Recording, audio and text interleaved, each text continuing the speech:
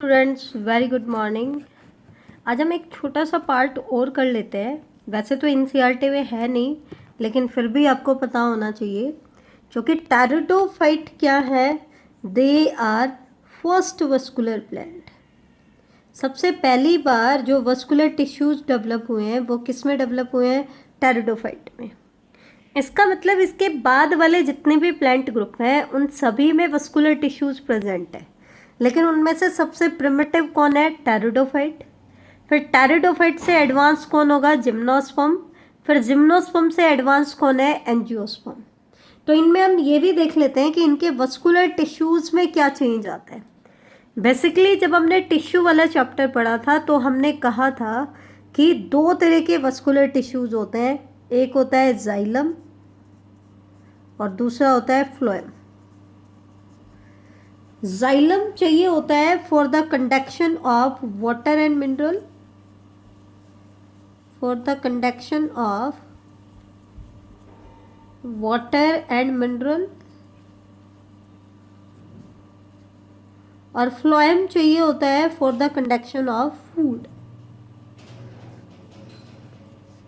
For the conduction of food. तो xylem and phloem के हम कंपोनेंट्स को कंपेयर कर लेते हैं कि दोनों में क्या क्या कंपोनेंट होते हैं और क्या चेंज आता है टेरिडोफाइट, जिम्नोस्पर्म और एंजियोस्पर्म में। तो जाइलम के बेसिकली हमने 4 कंपोनेंट पढ़े थे: tracheids, vessels, xylem fibre and xylem parenchyma.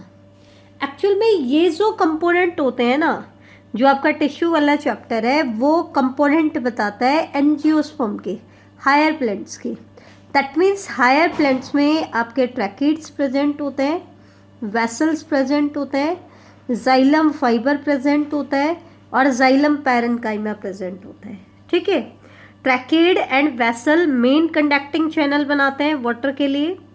Xylem fibre mechanical strength provide करते हैं। जाइलम पैरेन्काइमा लेटरल कंडक्शन में हेल्प करते हैं। ठीक है। तीनों में क्या चेंज आता है? ट्रैकीड्स तो आपके सभी वस्कुलर प्लांट्स में प्रेजेंट होते हैं। दैट मीन्स टेरिडोफाइट में भी ट्रैकीड्स प्रेजेंट होंगे, जिम्नोस्पर्म्स में भी ट्रैकीड्स प्रेजेंट होंगे और एंजियोस्पर्म्स में तो है ही। वेसल्स की अगर हम बात करें तो ये चीज़ ध्यान देना, तीनों प्लांट ग्रुप में मेन डिफरेंस क्या है कि वेसल जो है ये एलिमेंट सिर्फ और सिर्फ एंजियोस्पर्म्स में प्रेजेंट है। ठीक है। तो वेसल की प्रेजेंस एक एडवांस कैरेक्टर है जो कि सिर्फ एंजियोस्पर्म में है। टेरिडोफाइट में और जिम्नोस्पर्म्स में वेसल्स क्या होते हैं बेटा? एब्सेंट होते हैं। ठीक है। जाइलम फाइबर की बात करें तो ये आपके सभी प्लांट ग्रुप में अवेलेबल होंगे। जो भी वस्कुलर प्लांट ग्रुप है, टेरिडोफाइट, जिम्नोस्पर्म और एंजियोस्पर्म, तीनों प्लांट ग्रुप में आपको जाइलम फाइबर देखने को मिलेंगे। जाइलम पैरेन्काइमा भी सभी वस्कुलर प्लांट में प्रेजेंट होते हैं। इसका मतलब इन प्लांट ग्रुप में जो डिफरेंस आया वो सिर्फ किसको लेकर के आया? वेसल्स को लेकर के आया। ठीक है। तो जिस वुड के अंदर वेसल प्रेजेंट होती है उस वुड को हम कहते हैं पोरस वुड, और जिसमें एब्सेंट होती है उसको हम कहते हैं नॉन पोरस वुड। ठीक है। तो एंजियोस्पर्म की वुड कैसी होती है? पोरस। जिम्नोस्पर्म और टेरिडोफाइट की वुड कैसी होती है? Non porous. ठीक है। तो ये तो था जाइलम के कंपोनेंट्स को लेकर के हमने कंपैरिजन बता दिया कि जाइलम कंपोनेंट में क्या चेंज आता है। अब हम ले लेते हैं फ्लोएम के कंपोनेंट्स में क्या चेंज आता है।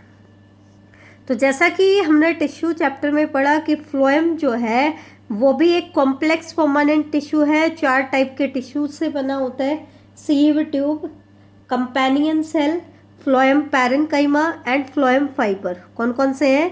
Sieve tube, companion cell, phloem parenchyma and phloem fibre.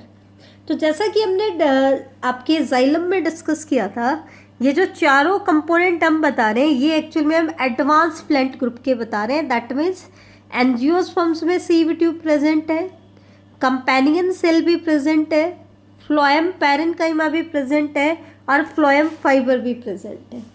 अब हम देख लेते हैं बाकी प्लांट ग्रुप में क्या डिफरेंस है।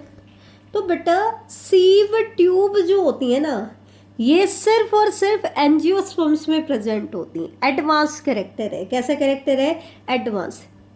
टेरिडोफाइट्स में सीव ट्यूब्स क्या होती है, एब्सेंट होती हैं। जिम्नोस्पर्म्स में भी सीव ट्यूब क्या होती है, एब्सेंट होती है।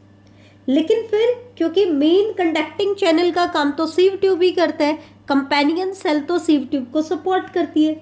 अब इनमें सीव ट्यूब तो नहीं है, लेकिन फिर कंडक्शन का काम कौन करेगा, इनमें होती है बेटा सीव सेल।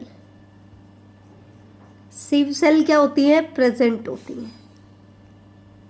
इसमें भी क्या होती है, सीव सेल तो प्रेजेंट है, लेकिन वो सीव ट्यूब नहीं बना रही। सीव सेल और सीव ट्यूब में क्या डिफरेंस है, सीव ट्यूब में क्या होता है बेटा, जैसे ये एक सेल है, दूसरी सेल इसके ऊपर अरेंज हो जाती है और इनकी जो एंड वॉल होती है परफोरेटेड होते हैं, तो ये ऐसे अरेंज करके एक दूसरे के ऊपर एक कॉन्टिन्यूस चैनल बना लेती हैं, तो एक लॉन्ग ट्यूब लाइक स्ट्रक्चर बन जाती है जिसको हम कहते हैं सीव ट्यूब। लेकिन अगर ये एक के ऊपर एक अरेंज हो करके इस तरीके से अरेंज ना हो तो इंडिविजुअल सेल्स को हम क्या कहते हैं, सीव सेल कहते हैं। तो सीव ट्यूब सिर्फ किस में प्रेजेंट होता है, एंजियोस्पर्म में। जिम्नोस्पर्म में और टेरिडोफाइट में सीव ट्यूब एब्सेंट होता है। कंपेनियन सेल की अगर हम बात करें तो कंपेनियन सेल सिर्फ और सिर्फ एंजियोस्पर्म में प्रेजेंट होती है, टेरिडोफाइट में एब्सेंट होंगी और जिम्नोस्पर्म्स में भी एब्सेंट होंगी। अब सीव ट्यूब जो मैच्योर सीव सेल्स होती हैं उनके पास न्यूक्लियस नहीं होता है, वो न्यूक्लियस को लॉस कर देती हैं। और न्यूक्लियस क्या होता है, डायरेक्टर ऑफ द सेल। तो फिर उसको डायरेक्शन कौन देता है, कंपेनियन सेल देती है। अब कंपेनियन सेल तो इनमें है नहीं, तो फिर सीव सेल्स को डायरेक्शन कौन देगा, तो उसके लिए बेटा इनके पास एल्ब्यूमिनस सेल्स होती हैं। कंपेनियन सेल्स नहीं होती हैं, लेकिन कौन सी सेल्स होती हैं, एल्ब्यूमिनस सेल्स होती हैं। टेरिडोफाइट में भी एल्ब्यूमिनस सेल्स होती हैं और जिम्नोस्पर्म्स में भी कौन सी सेल्स होती हैं, एल्ब्यूमिनस सेल्स होती हैं। फ्लोएम पैरेन्काइमा की बात करें तो ये सभी वस्कुलर प्लेंट्स में प्रेजेंट होता है, टेरिडोफाइट में भी प्रेजेंट है, जिम्नोस्पर्म्स में भी प्रेजेंट है और एंजियोस्पर्म्स में भी। सिमिलरली फ्लोएम फाइबर भी सभी प्लांट ग्रुप में प्रेजेंट होता है। तो ये आपका डिफरेंस था, सभी वस्कुलर प्लांट को वस्कुलर टिश्यू के बेसिस पर हमने कंपेयर किया। इस पार्ट को भी आपको एनसीईआरटी के साथ करना पड़ेगा, ठीक है। थैंक यू बेटा।